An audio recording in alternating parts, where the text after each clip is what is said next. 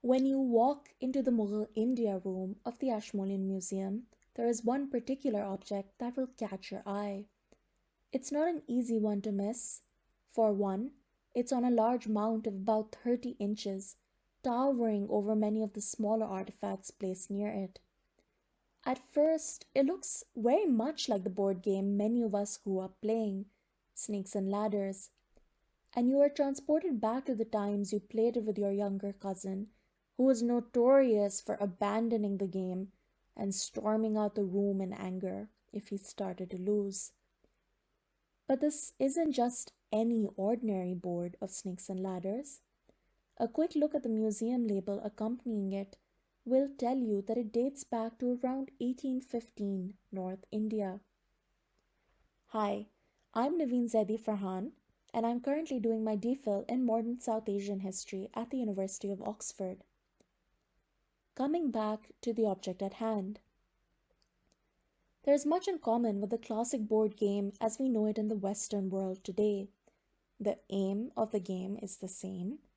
Players start at the first square and make their way towards the last. There are other familiar features too. The standard grid of 100 squares, the many ladders taking lucky players up the board, and menacing looking snakes with forked tongues that demote unlucky players back down. But there are also features that set this game apart from a standard Snakes and Ladders board. The most striking of these features are the words in Persian that label each square. If you squint hard enough, you'll see that each of the squares is also labeled with an accompanying English translation in rather small cursive handwriting. At the top of the board, there seems to be a mosque like structure with pillars and domes and elaborate arches. The final ladder of the game leads the player from the grid into the structure itself. This seems to be the final destination for our winning player. As a visitor at the Ashmolean standing in front of this object, you might ask yourself, what are these Persian words? And where are these ladders leading up to? What does the final destination of the game stand for? And was this meant to be just a game?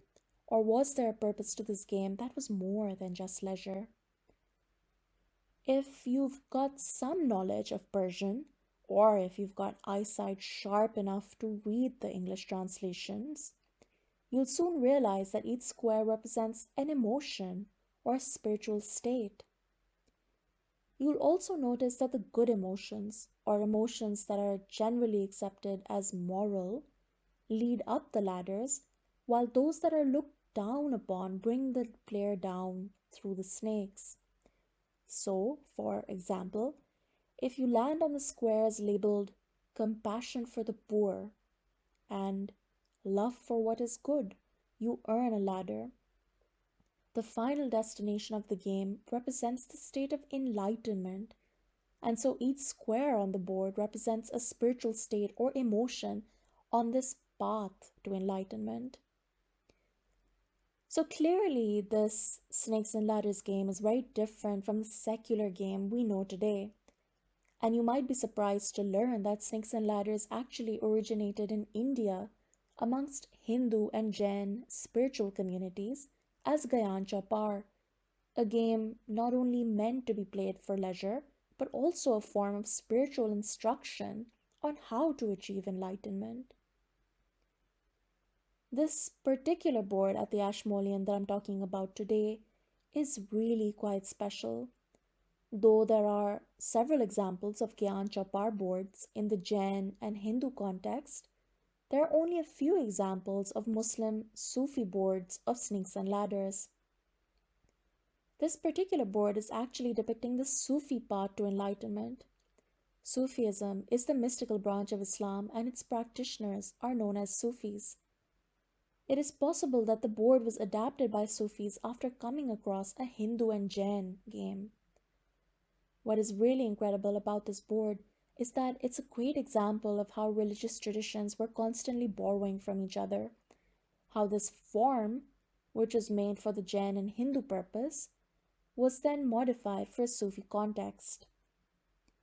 Coming back to the board, you will notice that the state of enlightenment, that final destination of the winning player, is labeled as the throne of God.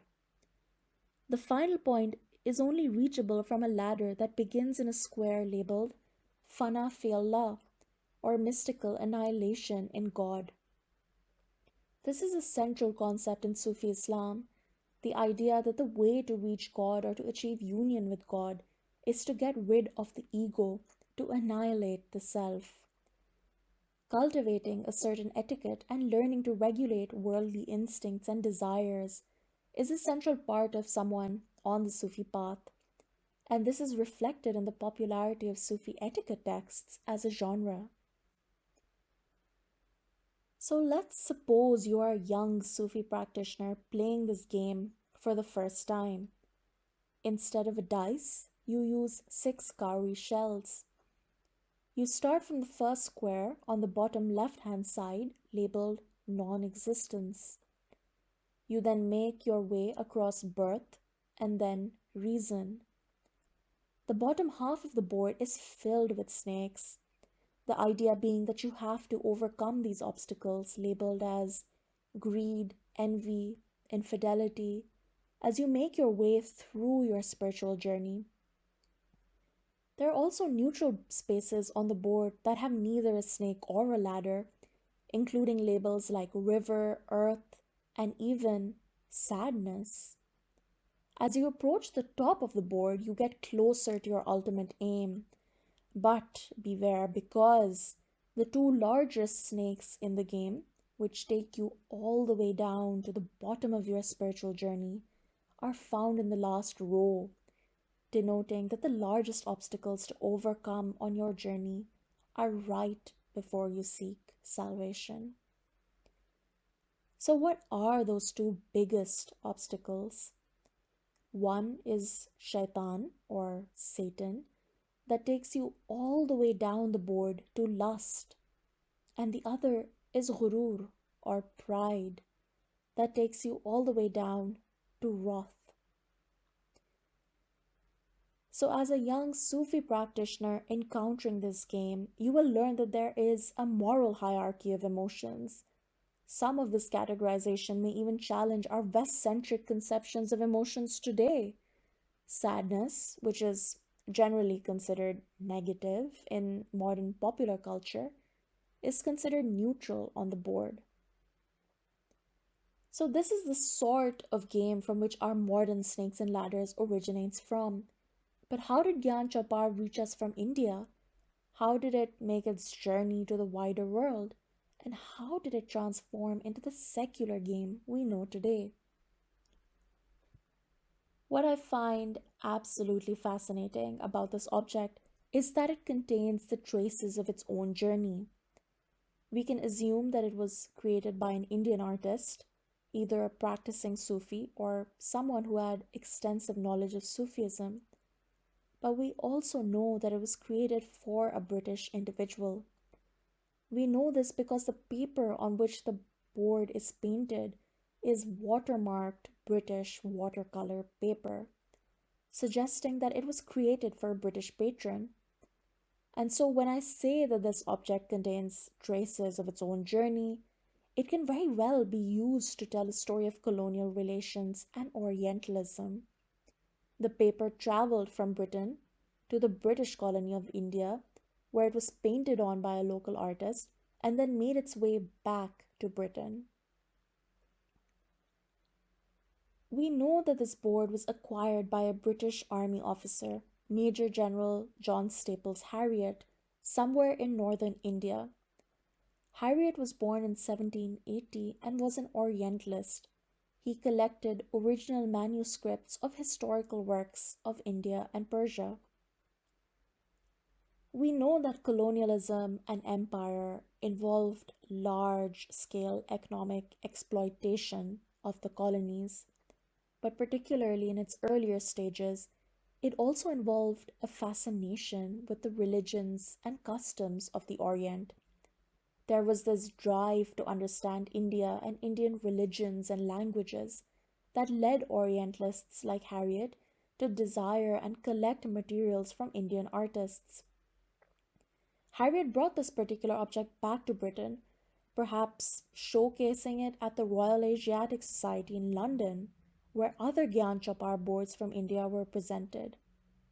We can imagine the pride Harriet must have felt acquiring this piece, and perhaps exhibiting his find to other Orientalists. Pride, which, ironically, was the exact emotion most condemned by the board. Perhaps Harriet used this board to learn more about Sufi Islam. We know that the handwritten English translations on the board are done by him. His translations struggle to fit inside the squares.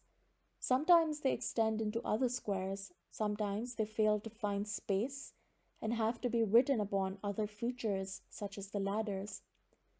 They have clearly been added later on, and one gets the sense that they were not intended to be part of the board when it was designed. Harriet was not the only Orientalist collecting and bringing back Gyan Chaupar boards to England. Gyan Chaupar reached England around the 1890s, where it influenced the creation of 19th and early 20th century morality games such as Virtue Rewarded and Vice Punished, which adapted Gyan Chaupar to showcase Victorian ideals of morality. These games encouraged ideals like grace and patience. Eventually, the game lost all of its didactic function and became the snakes and ladders that we know today, based solely on chance. So, to sum up, the Snakes and Ladders game is a fascinating object in the Ashmoleans collection. It represents many types of entanglements, exchanges, and journeys. It represents how the game of Gyan Chapar was repurposed in Persian for a Sufi context, from its origins in the Jain Hindu context in Sanskrit, how it journeyed to Britain through Orientalists and eventually became a popular children's game devoid of any spiritual connotations. It also displays the entanglements that accompany colonial relations. So, for example, how the paper journeyed from England to India was inscribed upon by Indian artists at the behest of a British patron, travelled back to Britain, and was translated into English.